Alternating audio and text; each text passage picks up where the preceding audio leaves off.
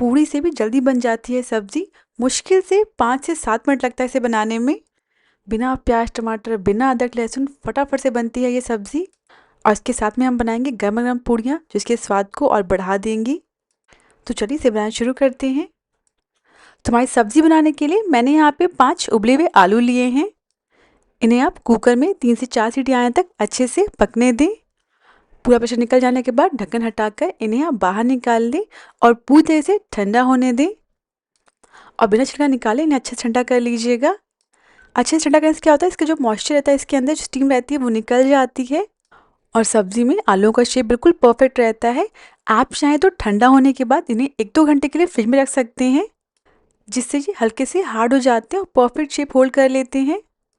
जैसे अगर आपको इसे सुबह बनाना है तो आप रात में बॉयल करके रख लें, अगर दोपहर में बनाना है तो सुबह बॉयल करके रख लें। अब इन सारे आलूओं का हम छिलका निकाल देंगे। इन आलूओं को मैंने फ्रिज में तो नहीं रखा है, बस इन्हें मैंने अच्छे से ठंडा कर लिया है। अब इन आलूओं को हम कट कर लेंगे।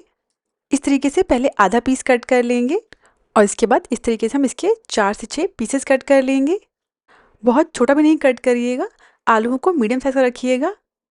सारे आलूओं को हम इसी तरीके से कट करके रेडी कर लेंगे और कोशिश करिएगा जो आलू लेंगे ना, बहुत छोटे साइज़ का नहीं लीजिएगा, मीडियम साइज़ का या बड़े साइज़ का आलू लीजिएगा। सारे आलू कट करके मैंने रेडी कर लिए। चलिए फटाफट से सब्ज़ी बना लेते हैं। अब इसके बाद आपको सब्ज़ी बनाने में मुश्किल से 5 से 7 मिनट लगेंगे। पैन में 3 से 4 टेबलस्पून सरसों का तेल ले लेंगे। सरसों के तेल का अपना ही अलग फ्लेवर होता है, जिससे सब्ज़ी में बहुत ही अच्छा टेस्ट आता है। आप इसकी जगह जो भी कुकिंग ऑयल का इस्तेमाल करते हैं आप वही ले लें। अगर सरसों का तेल दिया है ना तो उसे अच्छे से गर्म होने दीजिएगा जब तक कि उसमें से हल्का धुआं निकलने लगे। तेल गर्म हो जाने के बाद गैस की फ्लेम को बंद कर दीजिएगा ताकि जो ऑयल है वो हल्का ठंडा हो जाए। अगर तेल बहुत तेज़ गर्म रहेगा तो जो मसाले हैं वो जल सकते हैं। अब इसमें हम आधा चम्मच जीरा ऐड करेंगे और आधा चम्मच राई ऐड करेंगे। और हींग वाले आलू बना रहे हैं तो इसमें लगभग आधा चम्मच हींग ऐड करेंगे। ये मार्केट वाला हींग है, इतना स्ट्रॉन्ग नहीं होता है, आप आराम से आधा चम्मच ऐड कर सकते हैं। अगर आपने कंपाउंड हींग लिया है तो उसे ज़रा सा ही ऐड करिएगा। अब इन सभी को फटाफट से एक बार चला लेंगे। अब इसमें जाएगी 2 बारीक कटी हुई हरी मिर्च। अब इसमें हम फटाफट से सारे मसाले ऐड कर देंगे।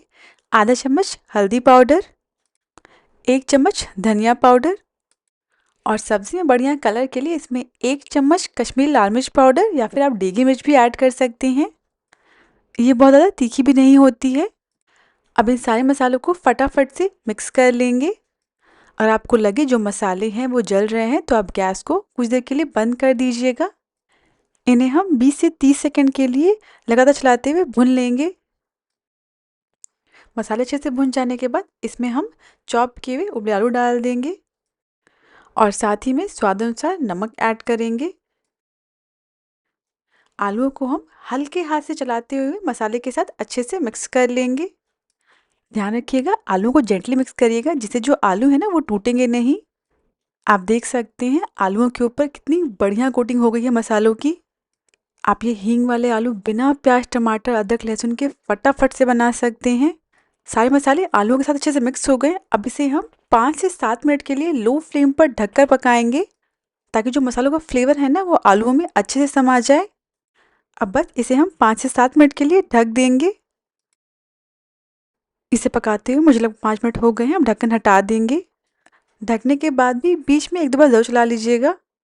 सब्ज़ी अच्छे से पक गई है और मसाले भी अच्छे से एब्जॉर्ब कर लिए हैं आलूओं ने। एक बार चलाकर अच्छे से मिक्स कर लेंगे, उसके बाद गैस को बंद कर देंगे। इसमें लास्ट में बारीक कटी धनिया पत्ती ऐड करेंगे और आधे नींबू का रस ऐड करेंगे। ध्यान रखिएगा नींबू के रस को लास्ट में ही, वो भी गैस बंद करने के बाद ही ऐड करिएगा। क्या होता है ना, कभी कभी अगर आप कुक करते समय ही नींबू के रस को डाल देंगे ना तो एक कड़वाहट सी आ जाती है सब्जी में। आप चाहें तो नींबू के रस की जगह मसालों के साथ में ही आधा चम्मच अमचूर पाउडर ऐड कर दें। हमारी सब्ज़ी बिल्कुल रेडी है। इसे हम ढककर साइड में रख देंगे। अब फटाफट से पूड़ियाँ बना लेते हैं। पहले हम पूड़ियों का आटा लगा लेंगे। एक बोल में 2 कप गेहूं का आटा ले लेंगे। सो हम पूड़ियाँ बना रहे हैं तो इसमें अजवाइन ज़रूर ऐड करिएगा। इसमें हम आधा चम्मच क्रश की हुई अजवाइन ऐड करेंगे। अब इन सारी चीज़ों को हाथों से अच्छे से मिक्स कर लेंगे। अगर आप आटे में नमक ऐड करते हैं तो उसी समय थोड़ा सा नमक भी ऐड कर लीजिएगा। अब इसमें 2 चम्मच तेल ऐड करेंगे और इसे अच्छे से आटे के साथ मिक्स कर लेंगे। ऑयल की वजह से हमारी पूड़ियाँ हैं ना बहुत ही बढ़िया नरम बनेंगी। ऑयल को अच्छे से मसल के आटे के साथ अच्छे से मिक्स कर लीजिएगा, ताकि जो हमने ऑयल डाला है वो पूरे आटे में बराबर से मिक्स हो जाए। अब इसमें हम थोड़ा थोड़ा पानी ऐड करते हुए सख्त आटा लगा लेंगे। जो मैंने पानी लिया है बहुत ज़्यादा ठंडा या गर्म नहीं है, सिंपली रूम टेम्परेचर पे है। ध्यान रखिएगा जो हम पूड़ी के लिए आटा लगाते हैं ना उसे हल्का सख्त ही लगाइएगा। अगर आप चाहते हैं जो आपकी पूड़ियाँ हैं थोड़ी ज़्यादा देर तक फूली फूली रहें और हल्की सी क्रिस्प रहें, तो आप गेहूं के आटे के साथ में ही 2 चम्मच बारीक बारीक सूजी ऐड कर लें। और इसी के साथ हमारी पूड़ी का डो बिल्कुल रेडी है। ये हल्का हार्ड है। अब इसकी बाहरी साइड पर हम थोड़ा सा ऑयल लगा देंगे, जिससे हमारा आटा है ना वो सूखेगा नहीं, बाहर साइड पे पपड़ी नहीं जमेगी। आप सब्जी बनाने से पहले ही इस आटे को गूँथ कर रख लीजिएगा। अब इस आटे को हम 20 मिनट के लिए ढक कर रख देंगे, ताकि जो हमारा आटा अच्छे से सेट हो जाए। 20 मिनट बाद हमारा आटा भी अच्छे से सेट हो गया है। एक बार इसे हम अच्छे से मसल लेंगे। अब इससे पूड़ियाँ बेल लेते हैं। तो इससे हम छोटी सी लोई तोड़ लेंगे। इसे हाथों पर अच्छे से रोल करते हुए बॉल की शेप दे देंगे। इसके बाद इसे हम चपटा कर लेंगे और चकले पर रख देंगे और इसकी दोनों साइड पर थोड़ा सा ऑयल लगा देंगे। और अब इसे हम बेल लेंगे। बहुत पतला भी नहीं बेलिएगा, बिल्कुल पेपर जैसा, हल्का सा मोटा रखिएगा। इसी तरह 1-2 और पूड़ियाँ बेल लेंगे और इन सभी को फ्राई कर लेंगे। ऑयल अच्छे से गर्म हो चुका है। अब इसमें हम जो हमने पूड़ियाँ बेल कर रखी थी ना उन्हें डाल देंगे। पूड़ियाँ डालते ही इन्हें हल्के हाथ से इस तरीके से कलछी से प्रेस करते जाएं। ये देखिए पूड़ी अच्छे से फूल गई। अब इसे हम पलट लेंगे और दोनों साइड से इसी तरह हम इन्हें पका लेंगे और इसी तरह हम बाकी पूड़ियाँ भी फ्राई कर लेंगे। पूड़ी डालते ही जैसे ये ऊपर आ जाए ना, इसे आप हल्के हाथ से कलछी से प्रेस कर दीजिएगा। ये बहुत ही अच्छे से फूल जाएंगी। आप देख सकते हैं कितनी बढ़िया फूली फूली पूड़ियाँ बन रही हैं।